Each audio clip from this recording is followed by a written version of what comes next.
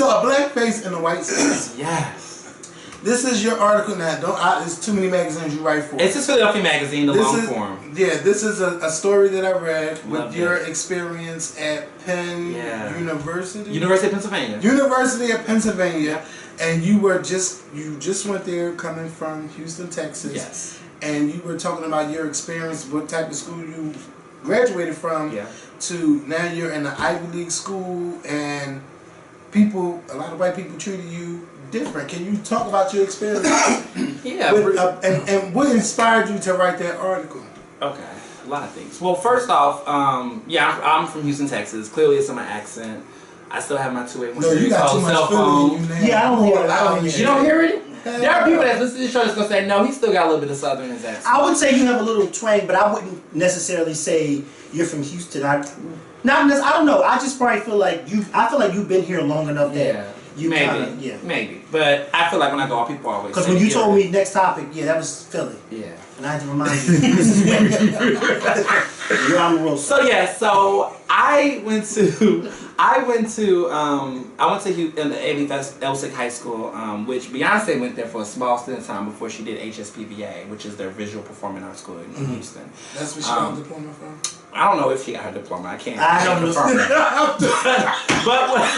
but I'm being accurate as a journalist. I'm being accurate. I can't confirm that. I can't confirm it either, but we can't confirm Janet's either.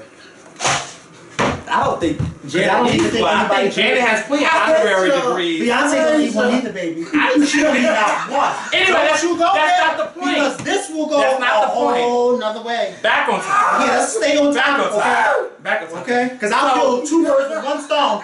Just that fast. Public school. It was a public school. Wasn't a charter school, and it was great. I know. Go ahead. I'm sorry. It was a public school. You know, it was a public school. It was great. I learned a lot. I'm good. I learned a lot about the difference between going to a school that was predominantly black and Latinx, and then going to an Ivy League school where it's predominantly white. I will say this. I didn't play the victim in that piece. You know, like I wasn't like, I didn't think some people tell the story where it's like, experience. a lot of people talk about how they go to these schools and there's this culture shock and this, that, third, but it wasn't really that for me. Like I knew going there off the top that there was a lot of rich white kids, there's a lot of rich black kids, and really one of the biggest issues there was racism and there was an issue with race, right? But it was an issue with classism at UPenn, So there was a lot of issues with classism there too, and I think that really based on how much money shaped that, based on how much money, how you got into the room, what rooms you do. So even when I was in the school, it wasn't as, the feeling at first wasn't as equal, and through there I found my voice to express how I felt, and then that kind of really started my career. And I did graduate on time and got that degree. A lot of people drop out and things and say, oh, I can't take it, I want to go transfer to HBCU. Different strokes for different folks. You know, I'm not going to criticize them for that, but it was important for me to understand to be in that environment, because in the spaces that I'm in now, I'm in an industry that's predominantly white. Like the news industry, despite seeing things like BT and seeing a couple of these publications out here, it is mostly white. Do you want to go into the newsroom or do you want to keep writing? You know, I would just say, you never know. I'm 20, I'm going to be 26 this month. You know, you never know. Let me ask you something. Where did you meet? Did you meet your boyfriend writing the article? No, I met him at Penn. We both met in college. Oh. Yeah. Were y'all together last year? Yes. Yes. We've been together for 3.5 years. Oh. Did y'all get engaged? No. I don't know where anybody gets that from. There was no engagement. Oh. Y'all just... I would say the goal for me is that it would be before our 5th anniversary. I always said I want to go to my class reunion and be engaged by my class reunion, which would be 2019. So y'all gotta keep time. So it'll be our 5th. It'll be our 5th anniversary. It'll be my 5th anniversary of school. We dated at the end of my senior year in college. It was like the second semester. Is he younger or older? He's younger. Yes. Go ahead, Alex. Go ahead, Ernest.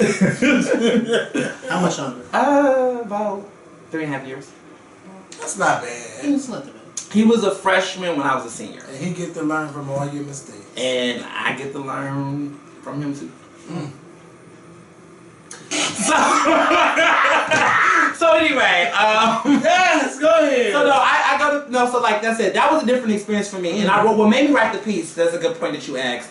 Was I think it was more so that I felt like it was time. It had been 7 years since I first came to Philly. So I came to Philly to go to college. That was why I came to Philly to begin with. And so it's been 7 years. I felt like it was long enough, the time that we're in. Also, people forget that Donald Trump went to the University of Pennsylvania.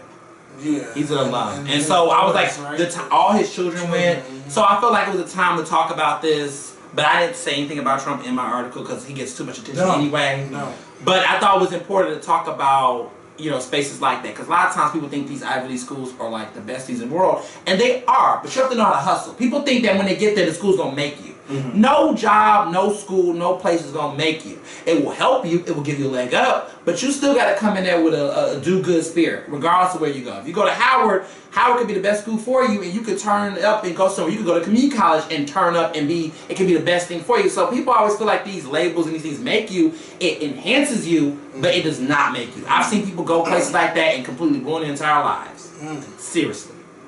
So and some people don't make it out alive. There's a lot of people, unfortunately, at Penn, you know the stories that people commit suicide. Oh, yeah. And a lot of stuff. Remember pressure. A few years ago I remember a few years ago. There was like, wasn't there a few people that had committed suicide? Yeah. We had about 4 in a year one time. We had a lot. We have a lot. We have a lot. And always, it's 2 this year. God. It's a thing. It's the pressure. It's just the environment, mental health, you know, a lot of other things. A lot of kids come to Penn with a lot of people come to Penn with a lot of issues, diagnosed on medications, like any other college. And so then I think a school like Penn, you know, it's cutthroat. You know, it's not for everybody. It's not. But for those who make the best of it, for me, you know, I already had a hustle mentality. You know, I had to compete to get into a school like that from a public school. So I already kind of knew when I came in there, you had to have a certain level of confidence to go through, because there's white people every day questioning why you there. Mm-hmm. You there because of affirmative action. You there because of this. You there. Oh, people say all type. Oh my God. Everything I do. I'm there because I'm smart. Right. And I belong here. Everything I did when I went to G Philly and Philadelphia Magazine, they hired you because you was black. You know, when I write for BET, they say, they gotta hire a gay person so they can look like they're inclusive. It's like, one moment is I'm gay, one moment is because I'm black, one moment because I'm young. It's never because of talent. But you can do, it's only so much stuff you can do before people have to realize it's gotta be the talent. Because you don't get that far on some Joanne the Scammer. I wish. I wish too, because Joanne made it. She's got very far. She's about to have a show now. Yeah, she's gotten very far. And to think that she started off on, be quiet. Just saying. She did. She did. But listen, longevity is a key. Longevity is very key. I'm gonna put it that way. Longevity is key. I would just say longevity is key. A lot of people, I'm saying, when I went somewhere, someone told me they always saw me. They saw me on your show. Mm-hmm. When I was in New Orleans for the convention, when I went to Houston for a speaking engagement over the past year, people say what they do is they try to be, you know, they're like, I love your writing, and it's always some guy who comes out to me somewhere where it says, were you on a Scorpion show, girl? I was like, they know. That's how they are. They're like, they know. A lot of people watch it like all across. It's well, you know, some of them say that to me. Yeah. Aren't you on that show? Or do you still do that show? Or how's Mikkel? Wow. They get the names confused? That's horrible. Some of them do it to be smart. It's like, some of them do it to be smart. Okay. So I was gonna say, y'all have such distinct personalities. Because some of them do it to be assholes. People know. And then when I'm an asshole in person, then he's so nasty in person. Oh yeah. What you see is what you get over here. Now I gotta get some tips. Now when you were in New Orleans for getting your award, and Omarosa was there, and she caused the big stir. Oh yeah. That one of the moderators had to quit, and then Ed Gordon did that. Yes. What was that whole feeling like? Were you in the room too? I was in the room, but I'll tell you this: when it was over, I got to see her in the lounge. She came to the lounge for cocktails, and that's when I took the picture with her. Mm-hmm. And so I privately just asked her, like, why did you come here? Not to be rude. I was like, you know, because the issue is that, like, sometimes when you talk to people nice, you have a more, you know, approachable sense and tone, then you can be able to get some good things to come out. So I talked to her at the cafe, at the lounge or whatever, and then I was on the elevator with her and her crew, and just listening to her talk, and she just said, you know, I was just here to bring other sides, you know, I was just here to talk about, she was really there to talk about the deaths of her family, to gun violence. She was not there to talk politics. But then I had to say, listen, but you knew going there, that was going to be brought up. My thing about it, and one of my disappointments about that whole endeavor is that there were journalists there, and like, if you're there to get the tea, you have to shut up and listen. If you're there, like, you know, you gotta listen. You can't come in here and berating somebody. I mean, if you're a journalist. Now, if you're just activists and protesters, you can do whatever you want because you're not there to listen because you already made up your mind. But when you're a journalist and you're trying to get information, you just sometimes have to listen and cannot be there. So what I think the issue with Omarosa, and I think most black people make the mistake of her, is taking her way too much power with Trump. She is not on his higher level staff. She's not. Some public she's not. communications director position for something like that. Liaison, it's garbage. It's not important. Not. And yet, when they came in there asking about Trump, like she can't answer those questions. And she can't. She couldn't if she wanted to. Right, she can't. And so she was there to talk about something else. They could have asked a couple of questions. I would have been more interested in, and she did answer some questions, and she did say that some of the things he did was a mistake. Which I think that was the fruit of it. I'm not defending her. I think that she's in a bad position. And her attitude is a mess. But you know what I would say this about her? Is that when you're in a position like she is, and the way the world coming at her, she's coming at the world the same way. Right. People, you think about what she did. I mean, I'm not defending. She's always had nasty attitude before she worked with Trump. Right. But when you look at the longevity of her career, I always ask people, how do people like her get pushed to the edge of Trump? We, the black community, we didn't have no use for Omarosa before she was on Trump. That's right. So even now that she's on the she's on the Trump bandwagon, why are we acting like we lost her?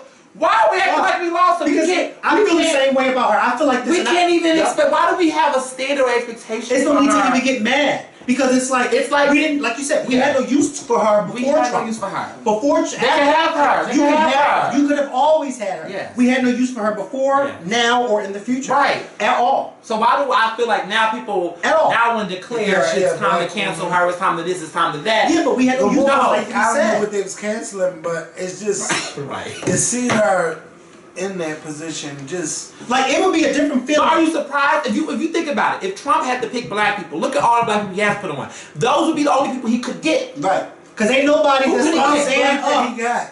I mean, Ben Carson. No, and then those guys on CNN. Yeah, that crazy nut, Paris or whatever his name is. Those are the ones that he can get. The Chicken George. They're the ones that he can get. Yeah, he can't get nobody a strong-willed black. No. Somebody who's going to really speak their mind. He got to get somebody who's going to be a brown nose. You got the Steve Harveys and everybody else in between. Yeah.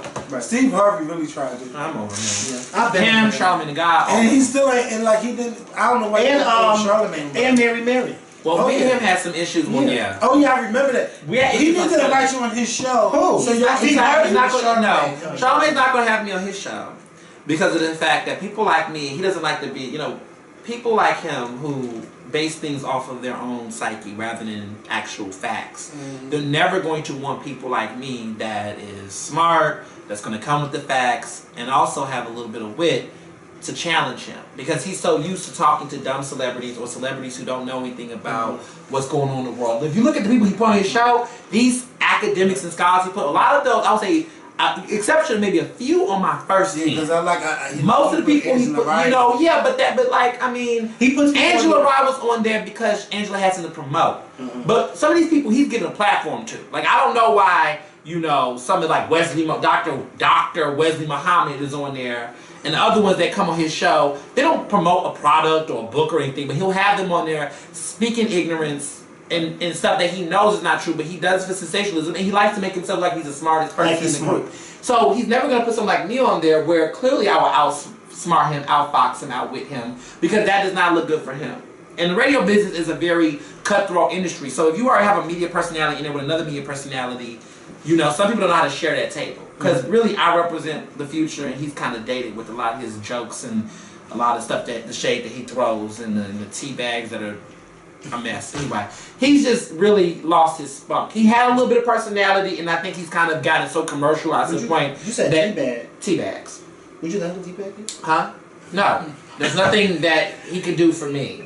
He's done bleached himself. He's done a lot of things to try to. Well, I don't know if he bleached himself. I don't know if he bleached himself, but allegedly, there was something he did with the coloring, whatever. That's cute for him. I just think he's in a sunken place. He has a passport in a sunken place. That's what's wrong with him. Discoloration. I think he has a passport in a sunken place. He'd rather give a platform with, what's that girl name? She was irrelevant. She don't even have her show anymore.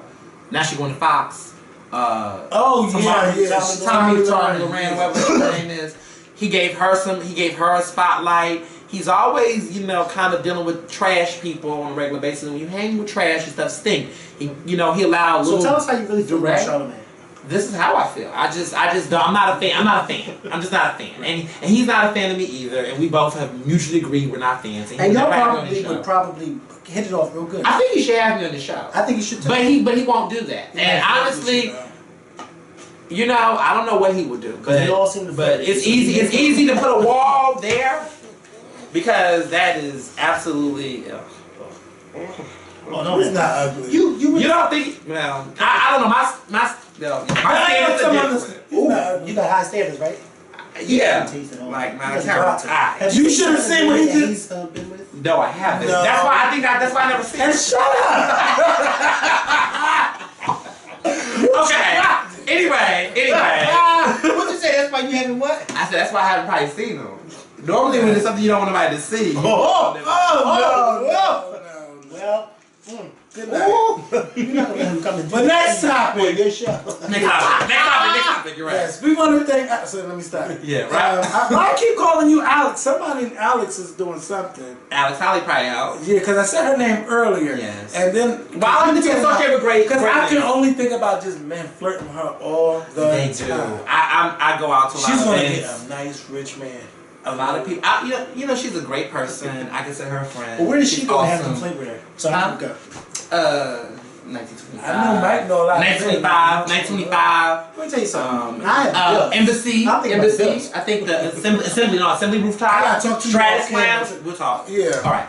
Yeah. So go ahead. Yeah. So You've been to the Embassy Suites? with you? Wait, no. We went to what's the other one? I don't know, but Stratus Lounge, Hotel Monaco. No. Hotel Monaco's where that guy, that train got killed. Stop. It is. Yes, it is. Okay. Down there near the Liberty Bell. All right. Isn't that Hotel Monaco? Next topic. Isn't that Hotel Monaco? It is Hotel. Yeah, that's where. Remember that white? The white guy killed. The white guy got killed. Okay. The John got killed. Listen. No! Wait. I was there. It was one on Chestnut Street. No, I'm talking about the one down the street next to across the street from the Liberty Bell. That one where he got killed at. That white guy. Yes. I was there With that the night. on video. What you mean you was there? Not in that hotel room, but I'm saying. Okay. Or did you have to Yeah, I ask? think that was it. That was it. I'm gonna talk to you on camera, bro. Yeah. But yeah, we got a whole bunch of other stuff, but that could wait for another time. Yes. So we want to thank. I'm about to say we about to thank Alex. We want to thank Ernest for coming on, and we're gonna say happy birthday to you. Thank you. Your birthday is next Thank week. you. I remember when I turned 26. It was only 2 years ago, but I had such a good time. I'm gonna have a good time. You I'm want to excited. say, "Oh my God, I'm gonna be 30." Like it's gonna every 5 years is gonna count down. Yes, Every fifth I birthday. agree. I believe. What do you think I should do for my 30th? You already did something. Who? Oh, He's me. not 30. No, I'm not 30. Trump train. I'm not 30. What you gonna do? I don't know. What do you think I should do? What do you think? Go out? Why do I have to go out for my 30th birthday? I mean something. I don't know. I don't know what I'm doing. Like my friends is like gonna do First of plan all, a do I surprise look 30 party. to you? How dare you? No. I know I don't. I don't think you was over 30 either. You didn't? No. Until recently you told me how you were. I actually thought you was like. Yeah, I'm not. I don't 30. feel my age. I get like 28. What happened? I get 28. 28? Yeah, 28. No. You could be 28. Why would you give me? If you shave on a day like today, I think it's about 28. I wouldn't But when think you it's past don't 30. shave, you let his hair grow. Oh my God. Probably, yeah. I can see that. 35. Yeah, I can see that. Why do you think I look? How you? I think you're around the same age. I am. I just said 2 years old. Yeah. So there you go. Mikhail's older than me. You're a goddamn liar. Well, I'm younger than both of y'all. So. You are younger than both of us. But you're closer to my age than you are his. Well, Yeah. And that is true. That's a fact. But alright, we have a lot of experience in different places. I'm sure y'all have, because I haven't been on my back in that many places. Anyway. well, we know what we On that note, I would love to come back before less than a year. Yes, come That's back. my plan. Come I will be this back. year. And then I'll When do you want to come back? Well, you can come back when they finally file those papers to impeach Trump. that could be in 2018. Listen, he might get reelected, y'all. Let's not act like Bush didn't get reelected. Remember how we felt when Bush got reelected? That's true. But look And look at I Bush's competition in 2004. John fucking Kerry. Well, who gonna be his competition in 2020? You really I don't know. These Democrats. I don't know. Let me not. The only can I just say this? And I'm gonna be honest with y'all. I really don't want to see this happen. I don't. Because I just feel like no. But I feel like the only person that I think could be him in 2020 is Michelle Obama. Yeah. Even though I don't want to see it. I agree with you. I don't want to see it. You see what I'm saying? Because I feel like there's no really reason why. We don't deserve. This country is not worthy of another black elected official right now to clean up this man's mess. We always clean somebody's mess. Yeah. Although Obama's cleaned up Bush's mess, now you about to ask them to clean up Trump's mess. But that's the only person that I could see that might be the only person right now that can actually beat them. But I think this is white people. This is their mess. They need to figure this out, and all of us need to vote more. Because I think that if she was to run, she would definitely. How about this? But you know how you can really change the upswing of all this is if people start voting these midterm elections next year. That's what the local races. I tell them and they said it. I'm telling you, we want you to vote. I say it all local elections and midterms because when you change the senators and the Congress people, then you're gonna help change the way the up top goes. Because who's gonna veto? Who's gonna block bills? Who's gonna do all of that? It always starts on the ground level. I have helped influence a lot of local races because of the media and the press and the news. So we all have to do that. You know they be after you when you're doing stories. But I gotta verify the count though. I know that's right. They have to respond. They get that. Oh snap! I gotta read it. Stop it! It's a mess. You know what he said about him? Then he talk about listen, he's not out in the streets because he's somewhere. That's right. Hey, listen. Between locked doors, okay? Locked doors. Locked doors, and it may not be. It may I like the walls. It may be their locked doors when the spouse goes to work. Whatever. Well, you know what? Don't talk about that. Love this show. You're a church man. I miss you all. I miss you all. Oh yeah, thank you, Ernest, for coming back to our show. Thank you. I love debating with you. Yes, because I get tired sometimes debating with him. Today was how many years? 8 years have y'all been doing this show, right? Yeah. No, my goodness. So it's always fun when you come on and then I get to debate with someone. It's fun. But I'm gonna say I am happy that you did what you did with that flag, even though I may not understand why you did it. Right. But I feel like you did it and you accomplished something, and because you and those who petitioned to have that, you actually can see the new black gay flag and say, I had a part of that. Right. So we gotta have history, but I mean, I think it's better. I feel like anytime black people are doing anything that is positive or enlightening, it's better than anything else. That has nothing to do with us. What's going on? No, but it's true though. If we do anything I'm that's talking about what he's saying. Yeah, but if there's anything powerful that's happening that we're doing that's positive, I think that we need to be supporting that, elevating that. Because I mean, to be quite honest, there's a lot of riffraff happening in certain parts, certain organizations, talentless people in the world. Yeah, talentless people saying a lot of dumb stuff and that's not making any sense in the world. We're better off having people that are actually doing something that is constructive. Because I'm sick of them saying we're not doing anything. Right. All we do is vote and kiki and this. But what happened when we actually did protest? We shut things down. But a lot of black people not into that. They not. Because me, I'm not into all the protesting like that. Like I'm not really into that. No, but you don't have to be into like it. But the reality is that you have to be aware. And you make your voice heard. You're not in protest. You're making heard on this show. Right. And I said you have to be fine. All I gotta say is that if you're not protesting, first of all, protest is not the only way. But if you're not protesting, then you have to be doing something with your platform, whatever that platform is. That's right. If you are a barber, you need to be out here informing and educating people to vote, making sure people are registered to vote. If you have a platform like this show, you can do that. They need to be having voter registration forms in the barbershop. I don't know why they don't have that. Right. That's true. Give you a award. Give people a free cut if they do it. Don't just give them a free cut if they vote the day of. If they register to vote. A lot of people getting here. There's a form. Fill out. Got to fill out the form. Because anybody can actually have voter registration forms. Like my boyfriend worked on campaigns. And did he work with Hillary? He worked on Hillary. How did he feel after on November the 9th? Oh God. That was a long. I mean, no. It was I was one of the people that was on the sideline. Like I do that. I would say when the Comey reports came out, the FBI and all that came out, I said, this don't look too good. I don't know. And also one of the things people should realize is with Hillary, when she was in Pennsylvania, she went to Philly. She went to Philly. Right. Trump was all over the state. He was all over them. He was above Philly. And he came to a couple of times, but she never went anywhere else. Really, she never really broadened her scope. And I kept telling him, I was like, the campaign.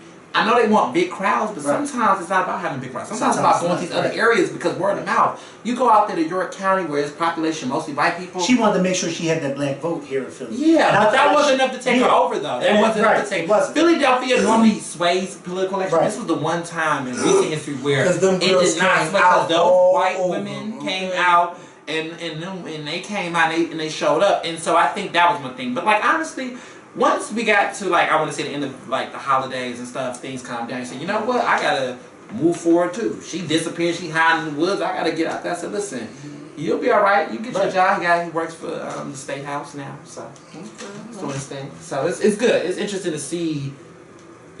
Posted. But I think everybody's energized now. Mm-hmm. Now everybody cares. They should be. Everybody because we don't have a strong candidate for 2020. Well, that's all right. Not yet. We're gonna. It's 2017. But you know we got a little bit of time. I like. The Republicans didn't have a strong candidate at first either. No, they did not. They didn't have a strong candidate at first either. No, they didn't. I didn't know I thought it was going to be Jeb Bush. I really did. I did too. I really thought it was Jeb was the only person I felt like had a shot. I felt like Jeb Bush out of all of them, even though I didn't agree with him, I felt like he's the only one up there that is sane enough and presidential. He looked presidential. He looked presidential. You know what I mean? And I just felt like, he was a little bit different to me, I felt like he was a little bit different from his brother. And I thought that he could get people to, but I felt like he had that shadow of his brother over him because it was still kind of a little and his father.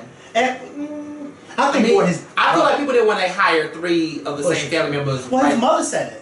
Yeah. His mother has an interview. There was an interview when she said she felt as though 2 Bushes was enough. Yeah. And she was right. She felt, because this was before Jeb had announced that he was going to run. And they were asking her, she said she doesn't think that this country wants another Bush. She said she personally thinks that 2 Bushes was enough. Yeah. And he turned around and decided to run, so he should listen to his mother. He should have listened to his mother. I mean, I would have preferred him over.